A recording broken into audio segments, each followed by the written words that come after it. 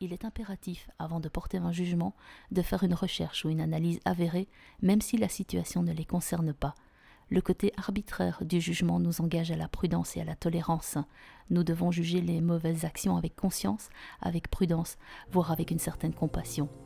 La meilleure manière d'aborder un problème est de ne jamais juger sans comprendre, ni comprendre sans juger. Autrement dit, le mal doit être déchiffré, analysé et expliqué dans la limite où cela est possible. Mais nous devons également le combattre, le juger, le condamner, le punir, le soigner, afin de permettre à chacun de progresser positivement dans le bon sens.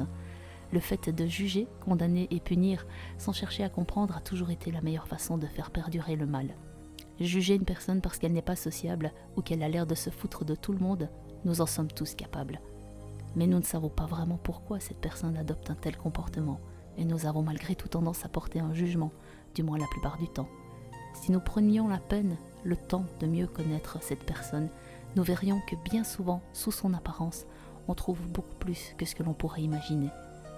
Peut-être y a-t-il en lui une personne qui a vécu chaque instant de sa vie en évoluant sans cesse et qui a sûrement une vision différente des choses, pouvant nous amener à comprendre autre chose que ce que nous savons. Si une personne a vécu un rejet dans sa vie, que ce soit de la part de sa famille, de ses proches ou de ses relations amicales, voire même de la société, il se peut que ce comportement soit en quelque sorte un bouclier qu'il a construit au fil du temps et des épreuves souvent mal vécues. Ça ne veut pas dire pour autant qu'il n'a besoin de personne et qu'il veut rester solitaire, loin de tout. Mais peut-être a-t-il seulement peur de souffrir à nouveau, peur du rejet de l'autre, et c'est pourquoi il n'essaye pas ou plus de se sociabiliser. Il se contente de ce qu'il a, inconsciemment, dans le but de se protéger. J'écris inconsciemment, car nos blessures viennent très souvent de notre enfance et se poursuivent en silence tout au long de notre vie, sans que nous en ayons vraiment conscience. Pour en prendre conscience, il faut ralentir ou s'arrêter un moment et prendre le temps d'apprendre à se connaître, à s'écouter et à se demander pourquoi nous avons de tels comportements ou réactions et d'où ils proviennent. C'est de cette façon-là que nous apprendrons à mieux connaître les autres. On se rend compte combien il est complexe de comprendre et d'interpréter le comportement et la personnalité de chacun. On ne juge pas une personne par rapport à son passé, mais en reconnaissant ce qu'elle est aujourd'hui. Ce n'est pas parce qu'elle a une histoire plus ou moins difficile et quelquefois particulière qu'il faut la juger et la condamner systématiquement.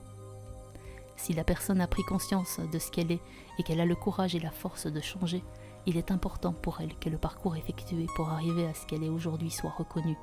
On n'a pas le droit de juger une personne sans connaître toute sa vie et son évolution, ce qui signifie que nos jugements sont parfois faussés par une connaissance partielle de la personne.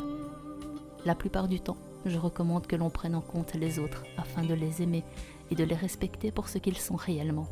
Il vaut mieux s'occuper de notre vie et laisser vivre les autres comme ils l'entendent. Avant de porter un jugement sur la vie d'une personne, on peut s'imaginer soi-même enfilant ses chaussures et parcourir son chemin afin de vivre ses chagrins, sa souffrance et ses doutes, mais aussi ses fous rires. Imaginez aussi les années qu'elle a parcourues, le nombre de fois où elle a trébuché, où elle est tombée, et l'effort qu'elle a engagé pour se relever. Alors seulement, on pourra juger.